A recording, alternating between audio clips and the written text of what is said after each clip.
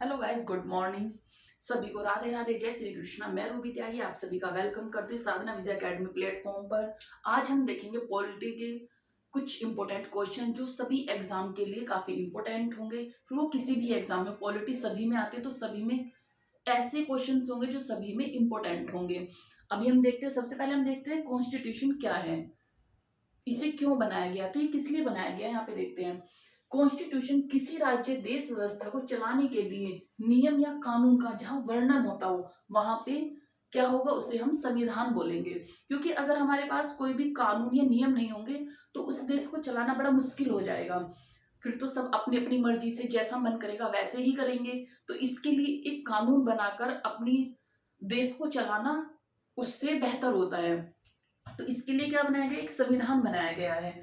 अब इसमें क्या क्या चीजें हैं कि कॉन्स्टिट्यूशन हमने कहाँ से लिया, सबसे पुराना कौन सा था, सबसे नया कौन सा है, सबसे छोटा कौन सा है और सबसे बड़ा कौन सा है, ये हमें देखना होगा। तो जो हमारा सबसे पुराना कॉन्स्टिट्यूशन है, हमारा नहीं, जो इस विश्व का, इस देश, इस विश्व का जो सबसे पुराना कॉन्स्टिट्यूशन है, संविधान है, वो है यूएसए का। यूएसए का सबसे पुराना संविधान है ये 1789 में। कब? 1789 में इसे बनाया गया था। और ये सबसे छोटा भी संविधान है जो यूएसए का संविधान है। इसमें केवल 7 आर्टिकल्स हैं। कितने? केवल 7 आर्टिकल्स का ये एक संविधान है जो सबसे नया संविधान है। जो अभी सबसे नया संविधान है वो है क्यूबा का। ये 1 अप्रैल 2019 में बनाया गया था। कब बनाया गया था? 2019 में बनाया गया था। और सबसे बड़ा संविधान, जैसा कि हमने देखा, सबसे बड़ा संविधान क्या है? हमारा जो भारत का संविधान है वो विश्व का सबसे बड़ा संविधान है। क्योंकि जब इसे बनाया गया था तो इसे बनाने के लिए हमारे जो बाबा साहेब अम्बेडकर थे, उन्होंने सभी देश के संविधान को पढ़कर उसमें से इम्पोर्टेंट इम्पोर्टेंट नियमों को या कानून को निकालकर तब अपना एक संविधान बनाया, एक प्रारूप तैयार किया। तो इसीलिए भारत का सबसे बड़ा संविधान है। विश्व का सबसे बड़ा संविधान कौन सा है? भारत का है। इसमें कितने आर्टिकल हैं? जो भारत का संविधान है इसमें 395 आर्टिकल हैं। 395 नहीं है, आर्टिकल तो उससे भी ज्यादा है। लेकिन क्या है, जैसे आर्टिकल में जैसे हुआ 15 आर्टिकल है, 15 आर्टिकल के भी अंदर आर्टिकल है। जैसे 15 क्लोज 1, 15 क्लोज 1 सब क्लोज ए, तो इस तरह से उसे मेंशन किया हुआ है। तो अभी जो हमारे आर्टिकल्स हैं वो कितने हैं? 395। लेकिन उसके अंदर भी बहुत आर्टिकल है तो वो अलग से हैं, लेकिन 395 से ज्यादा इनकी संख्या नहीं है। नेक्स्ट देखते हैं पार्ट कितने हैं। हमारे जो संविधान का भाग है उसमें 22 भाग हैं। और जो अनुसूचियां हैं, जब हमारा संविधान बनाया गया था तब उसमें 8 अनुसूचियां थी। बाद में संशोधन करने के बाद इसमें 4 अनुसूचियां और ऐड की गई। और अब जो हमारी अनुसूचियां हैं वो कितनी है? 12 हैं। जो हमारी शेड्यूल्स हैं वो कितनी है? 12 सूचियां हैं यहाँ पे। पहले 8 थी और अब 12 अनुसूचियां वर्तमान में है। अच्छा, हमें ये भी देखना होगा कि फादर के जो पॉलिटी ऑफ फादर हैं, जो पॉलिटी के जनक माने जाते हैं या पिता माने जाते हैं, वो कौन है? तो उन्हें माना जाता है अरस्तु को। कौन? एरिस्टोटल। अरस्तु को पॉलिटी के जनक माने जाते हैं, फादर माने जाते हैं। इन्होंने एक बुक लिखी थी, उनकी बुक का नाम क्या था? The politics. क्या था इनका बुक का नाम? The politics. किसने लिखी थी ये? इनके एक शिष्य थे, अलेक्जेंडर सिकंदर, इन्होंने। ठीक है। फिर है इसे, अब हमारे संविधान की बात करते हैं। हमारा संविधान कब बनाया गया, इसे अपनाया कब गया, तो ये देखते हैं। हमारा जो संविधान है वो 26 नवंबर 1949 को अपनाया गया था। लेकिन ये अपनाया 26 नवंबर 1949 को गया था। जब कंप्लीट हुआ तो ये हुआ 26 जनवरी 1950 को इसे लागू किया गया। फिर संविधान सभा के सदस्यों ने जब ये संविधान कंप्लीट किया गया तो इसके लिए कितने? 11 सत्र रखे गए। और 167 167 दिनों में इसकी बैठक की गई थी। इसकी 11 बैठकें हुई थी 167 दिनों में। नेक्स्ट है संविधान की मूल कॉपी को किसने बनाया? जो हमारे संविधान को लिखा गया था वो किसने लिखा? जो मूल कॉपी है, जो रियल कॉपी है, वो किसने लिखी थी? तो ये लिखी थी प्रेम बिहारी रायजादा ने। किसने? प्रेम बिहारी रायजादा ने। प्रेम बिहारी रायजादा द्वारा ये लिखा गया था। इन्होंने इसे लिखने की कोई फीस नहीं ली थी, इन्होंने इसे फ्री में लिखा था। लेकिन इनकी डिमांड थी कि जो कॉन्स्टिट्यूशन है, जो संविधान है, उसके हर एक पन्ने पर मेरा नाम होगा। तो क्या है, कॉन्स्टिट्यूशन के हर एक पेज पर प्रेम लिखा हुआ है, नीचे का क्या लिखा हुआ है, प्रेम लिखा हुआ है। तो इन्होंने इसकी कोई भी फीस नहीं ली थी। नेक्स्ट है संविधान के जनक। हमारे संविधान के जनक किसे माना जाता है, उन्हें माना जाता है बाबा साहेब अम्बेडकर को। नेक्स्ट है इसमें 299 सदस्य थे। संविधान को बनाने के लिए जो समिति थी उसमें कितने 299 सदस्य थे। तथा इसे टाइम कितना लगा, इसे टाइम लगा 2 साल 11 महीने 18 दिन संविधान को बनाने में। कड़ी तपस्या के बाद 2 साल 11 महीने 18 दिन में इसका प्रारूप तैयार किया गया था, संविधान का प्रारूप तैयार किया गया था। अलग अलग देशों में जाकर वहां के संविधान को देखकर उसे अच्छे से पढ़कर तब यह प्रारूप तैयार किया गया था। तो इसमें कितना टाइम लगा था, 2 साल 11 महीने 18 दिन। 2 साल 11 महीने 18 दिन इसे लगे थे। भारतीय संविधान को बनाने में पैसा कितना लगा था, तो इसे बनाने में उस टाइम पे 64 लाख रुपए लगे थे। कितने, 64 लाख रुपए का खर्च आया था। फिर है इसे जब लिखा गया था तो पेन की नींव होती थी, जो पेन की नींव है उन्हें स्याही में डुबोने के बाद तब लिखा जाता। तो उसके लिए कितनी नींव लगाई गई थी, उसके लिए 432 नींवों का प्रयोग किया गया था। जब उसे लिखा जा रहा था तो उसमें 432 नींवों को यूज किया गया था। और ये नींवें कहाँ से मंगाई गई थी, ये नींवें इंग्लैंड से मंगाई गई थी। कहाँ से, ये नींवें इंग्लैंड से मंगाई गई थी। ये 432 नींवें थी। अब क्योंकि ये तो हमें याद रहता है, क्या अभी क्या है कि जैसे स्टार्टिंग की सब चीजें एग्जाम में काफी बार आएगी, तो क्या होगा, एग्जामिनर कुछ अलग ढूंढने की कोशिश करेगा। तो हमें जैसे कि कितना खर्च हुआ, कितना टाइम लगा, ये मैक्सिमम टाइम रिपीट हो चुके हैं क्वेश्चन। अब क्या है, कुछ नया है, जैसे कि निबे कितनी निबे यूज की गई थी, ये निबे कहाँ से ली गई थी, तो ये थोड़ा डेप्थ में है, डिटेल में है। इसमें 432 निबों का इस्तेमाल हुआ था और ये इंग्लैंड से मंगाई गई थी। कहाँ से, इंग्लैंड से मंगाई गई थी। यहाँ पे हुआ हमारा संविधान के बारे में। अब चलते हैं हम इसकी प्रस्तावना और आर्टिकल पे। प्रस्तावना का हम थोड़ा ही पार्ट देखेंगे कि कहाँ कहाँ से लिया था। प्रस्तावना पढ़ाने के लिए मैं अलग से एक वीडियो बनाऊंगी जिसे डिटेल में अच्छे से उसके 1 बाय 1 वर्ड को एक्सप्लेन करेंगे, ठीक है। तो अभी हम सिर्फ प्रस्तावना का थोड़ा सा प्रारूप देखेंगे, इसके बाद हम आर्टिकल देखेंगे। प्रस्तावना की जो भाषा है वो हम कहाँ से ली गई थी, प्रस्तावना की भाषा जो ली गई थी वो ऑस्ट्रेलिया से ली गई थी। जो प्रस्तावना को लिखते टाइम जो हमने भाषा यूज की है वो कहाँ से ली है, ऑस्ट्रेलिया से। लेकिन उसका विचार कहाँ से आया, जब हमने, क्योंकि जब किसी भी चीज को, किसी भी प्रारूप को तैयार करते तो उसके लिए भाषा, विचार आना एक कहाँ से मतलब उसे लिखना जरूरी है। ये कहाँ से विचार लिया, तो ये हमने लिया था यूएसए से। कहाँ से विचार लिया, यूएसए से लिया था। इसका आधार क्या था, उद्देश्य प्रस्ताव था। इसका आधार क्या था, उद्देश्य प्रस्ताव। और ये 13 दिसंबर 1946 में जवाहरलाल नेहरू ने दिया था। अब चलते हैं हम अपने आर्टिकल पे। हम अपने आर्टिकल देखेंगे, कौन कौन से भाग में कौन कौन से आर्टिकल है ये देखते हुए हम चलेंगे। जैसे भाग वन में हमारे 4 आर्टिकल हैं। भाग 1 में क्या है, 4 आर्टिकल हैं। आर्टिकल 1 में क्या है कि भारत एक संघ होगा, क्या, राज्यों का संघ होगा। दूसरे में है कि जो बाहर के मतलब जो बाहर की भूमि होगी या फिर भारत के सीमा के बाहर के जो राज्य होंगे उनका प्रवेश करना, अपने राज्य में प्रवेश करना। और 3 में होगा अपने अंदर के राज्यों के, जैसे किसी राज्य की सीमा कम करना, किसी राज्य की सीमा को ज्यादा बढ़ाना या फिर उसके नाम में परिवर्तन करना। ये किस में होगा, आर्टिकल 3 में। फिर से आर्टिकल 1 में क्या होगा, आर्टिकल 1 बताता है कि भारत एक राज्यों का संघ है। किसका, राज्यों का एक संघ है। नेक्स्ट है 2 में क्या है, 2 में है कि अगर कोई भी बाहरी राज्य हो, बाहरी भूभाग हो और उसे अगर भारत में मिलाना हो, जैसे हमें पाकिस्तान को अपने भूभाग में मिलाना हो, तो उसके लिए क्या होगा, हमारा आर्टिकल 2 यूज किया जाएगा। आर्टिकल 3 में क्या है, आर्टिकल 3 में जैसे कुछ राज्यों के नाम बदल दिए गए, जैसे यूपी में इलाहाबाद का प्रयागराज कर दिया गया, तो इस तरह किसी भी राज्य का नाम बदलना या फिर उसके भूभाग को कम करना, ज्यादा करना, जैसे कि बिहार से झारखंड को अलग कर दिया गया, तो इस तरह से कुछ राज्यों को मिलाना, कुछ राज्यों को अलग अलग करना, इनमें जब फेरबदल होगा तो वो कौन से उसमें होगा, आर्टिकल 3 के अकॉर्डिंग होगा। फिर आर्टिकल 4, अब हमने देखा आर्टिकल 2 और आर्टिकल 3, अब जब जब इनमें चेंज होगा तो हम पूरे संविधान को तो चेंज नहीं करेंगे, तो हम क्या करेंगे, हमने एक आर्टिकल बनाया 4, आर्टिकल 4 में क्या होगा, जो जो भी चेंजेस होंगे, बदलाव होंगे, वो आर्टिकल 4 में के तहत होंगे। वहां पे क्या होगा, 368 जो संविधान में संशोधन करता है वो वहां पे नहीं यूज होगा, वहां पे वो कैंसिल हो जाएगा।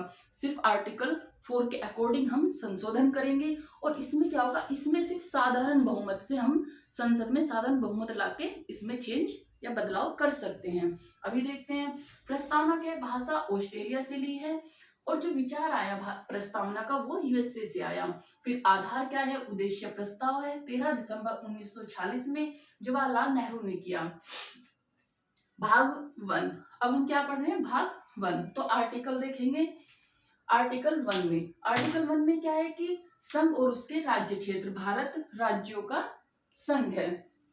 आर्टिकल 2 में क्या होगा, आर्टिकल 2 में होगा कि आर्टिकल 2 में बाहरी सीमा किसी राज्य का प्रवेश व स्थापना, बाहरी सीमा का, जैसे बांग्लादेश में हुआ था, हमने क्या किया था, बांग्लादेश से कुछ भूभाग को लिया था और अपना कुछ भूभाग दिया था। तो जब उस भूभाग को हमने अपने अंदर लिया या फिर हमने उसे भारत का हिस्सा बनाया, तो वो आर्टिकल 2 में होगा। आर्टिकल 3 में क्या है, आंतरिक सीमा में किसी राज्य का नाम परिवर्तन या भूभाग को कम करना या ज्यादा करना, आर्टिकल 3 में। आर्टिकल 3 में, आर्टिकल 4 में क्या होगा, आर्टिकल 4 में है आर्टिकल 2 व 3 में किया गया कोई परिवर्तन जहां पर आर्टिकल 368 के तहत नहीं होगा, उसका जो संशोधन होगा वो इससे नहीं होगा, वह साधारण बहुमत से किया जाएगा। साधारण बहुमत क्या होता है, 50% प्लस 1, जहां पे भी 50% प्लस 1 हो जाएगा वो साधारण बहुमत माना जाएगा। ये हुआ हमारा भाग 1, जिसमें हमारे 4 आर्टिकल थे, हमने चारों को देखा। अब चलते हैं नागरिकता। नागरिकता क्या है, हमें नागरिकता भाग 2 में है, और ये आर्टिकल 5 से लेके 11 तक हमारे आर्टिकल हैं। देखते हैं नागरिकता। जो नागरिकता है ये हमने ब्रिटिश के संविधान से ली है, ब्रिटिश से ली है। नागरिकता 5 to 11। देखते हैं आर्टिकल 5। आर्टिकल 5 में क्या है, आर्टिकल 5 में है कि जन्म से भारत का नागरिक होना। क्या होना, भारत का नागरिक हो जन्म से, 26 जनवरी 1950 तक। अगर वो उसके बाद अगर वह भारत में जन्म ले रहा है तो वो भारत का नागरिक खुद पे खुद होगा, उसे नागरिकता लेने की जरूरत नहीं होगी, वो नागरिक ही कहलाएगा। फिर आर्टिकल 6 में, आर्टिकल 6 और 7 दोनों एक दूसरे से कनेक्टेड है। कैसे, 6 में है कि पाकिस्तान से भारत आने वाले लोग, और 7 में है भारत से पाकिस्तान जाने वाले लोग। कैसे, जैसे 6 में पाकिस्तान से भारत आने वाले लोग 19 जुलाई, ये नहीं कि हमेशा नहीं, 19 जुलाई 1948 के पहले अगर कोई भी पाकिस्तान से भारत आ रहा है और वो 19 जुलाई 1948 से पहले आ गया तो भारत का नागरिक होगा। लेकिन अगर उसके बाद आता है तो उसके बाद आने के बाद उसे 6 माह तक पहले रहना पड़ेगा, इसके बाद ही उसे नागरिकता मिलेगी। फिर है आर्टिकल 7। आर्टिकल 7 में क्या है कि भारत से पाकिस्तान अगर जब बंटवारा हुआ तो कुछ लोग पाकिस्तान चले गए, कुछ भारत चले गए, लेकिन ऐसे हुआ कि भारत से अगर पाकिस्तान चले गए तो उनका मन कि हम फिर से भारत में ही जाते हैं। तो अगर भारत से पाकिस्तान जाने वाले लोग वापिस आ रहे हैं फिर से भारत में, तो क्या होगा, 1 मार्च 1947 के बाद गया हो वह व्यक्ति, 1 मार्च 1947 के बाद गया हो और 19 जुलाई 1948 से पहले आ गया हो तो वह भारत का नागरिक होगा। लेकिन अगर वह 19 जुलाई 1948 के बाद आएगा तो उसे 6 महीने पहले भारत में रहना पड़ेगा, इसके बाद ही उसे नागरिकता मिलेगी। ये हुआ। फिर चलते हैं आर्टिकल 8 पे। आर्टिकल 8 में क्या है कि भारतीय मूल के नागरिक के संबंध में प्रावधान। जो भारतीय मूल के नागरिक हैं, जो जिनके माता या पिता भारत के लेकिन वो बाहर रहने लगे या वहीं बस गए, तो उन्हें क्या होता है, एक कार्ड दिया जाता है जिसे एनआरआई बोलते हैं, तो वो होंगे भारतीय मूल के नागरिक के संबंध में प्रावधान किसमें होगा, आर्टिकल 8 में। फिर आर्टिकल 9। आर्टिकल 9 में यदि दूसरे देश की नागरिकता ग्रहण कर ली हो, हमारे देश में क्या है, हमारी जो नागरिकता है वो एकल नागरिकता है। एकल नागरिकता का मीन्स क्या होता है कि अगर हमने भारत की नागरिकता ली हुई है और किसी ने जाकर कनाडा या फिर अमेरिका की नागरिकता ले ली, तो भारत की नागरिकता खुद पे खुद खत्म हो जाएगी, समाप्त कर दी जाएगी। तो हमारे यहाँ पे क्या प्रावधान है, एकल नागरिकता का। हम यहाँ पे दो नागरिकता नहीं रख सकते। तो इसमें क्या है कि 9th में यदि दूसरे देश की नागरिकता ग्रहण कर ली तो ये उसका प्रावधान करता है कि भारत की नागरिकता अपने आप ही समाप्त हो जाएगी। फिर है आर्टिकल 10। आर्टिकल 10 में क्या है, संसद के चाहने तक। आर्टिकल 10 में क्या है, संसद के चाहने तक, कि हमारी जो नागरिकता है वो कब तक बनी रहेगी, वो जब तक बनी रहेगी।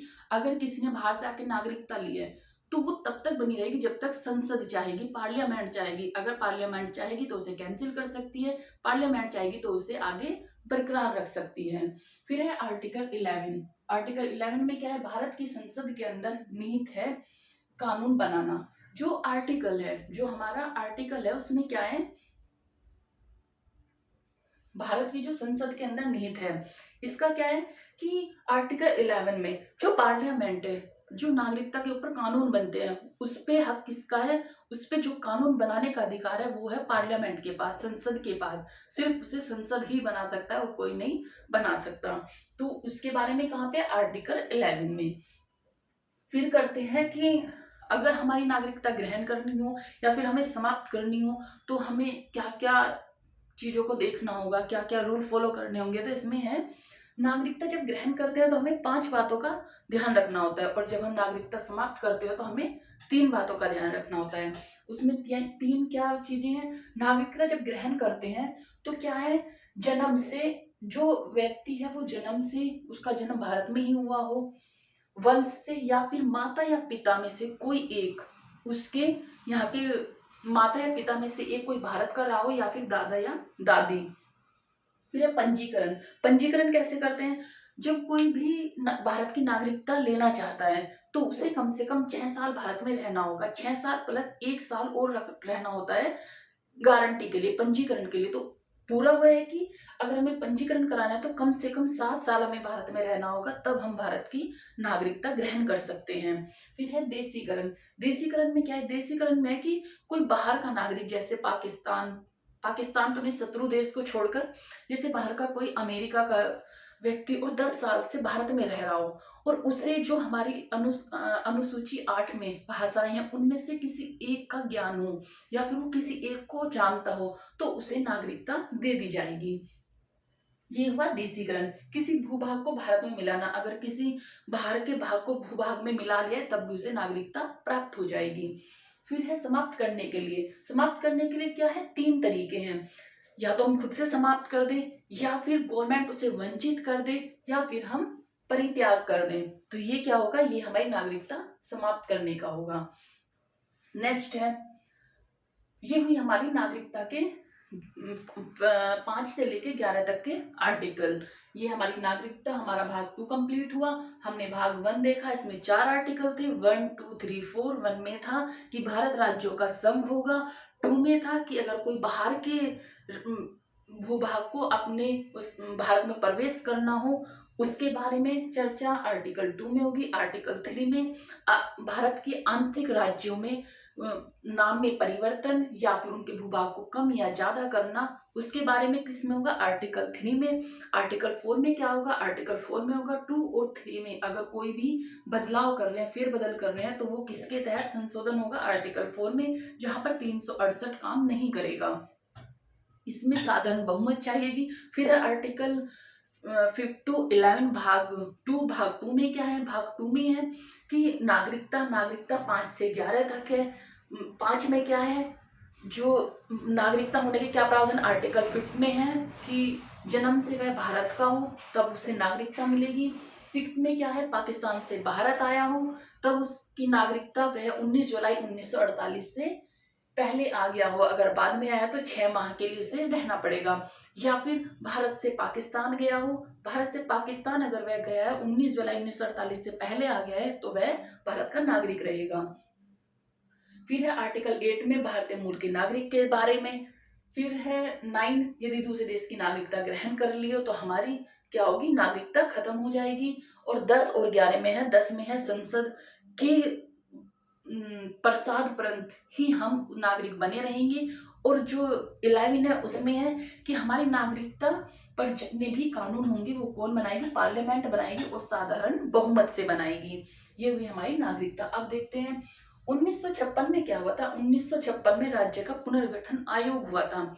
जो आंध्रा राज्य, जो आज का आंध्र प्रदेश है, एक इकलौता राज्य है जो भाषा के बेस पर या भाषा के आधार पर बनाया गया था। क्यों बनाया गया था? जैसे कि हमारी आयोग आ रहे थे, हमारे आयोग बने थे, तो उनमें था कि हम भाषा के आधार पर राज्य नहीं बनाएंगे, क्योंकि एक ही राज्य में अलग अलग भाषा के लोग रहते हैं। इस तरह तो बंटवारा हो जाएगा और इससे एक अलग पन भी हो जाएगा। तो इसमें क्या था कि भाषा के आधार पर हम नहीं बनाएंगे, लेकिन आंध्र प्रदेश को मजबूरी में बनाया गया। क्यों बनाया गया? कि श्री रामालू व्यक्ति थे, इन्होंने क्या किया था, 56 दिन का अनशन किया था।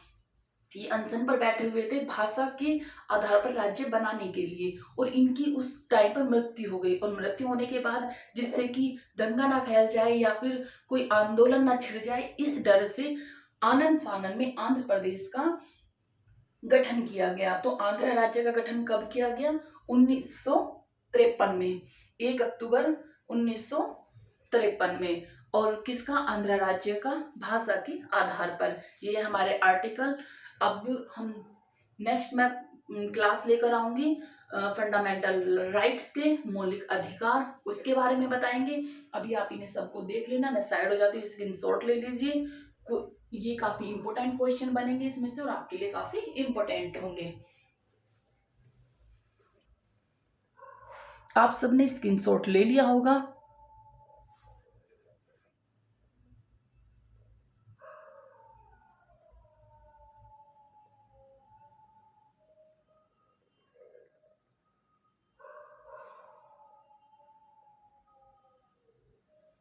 जय श्री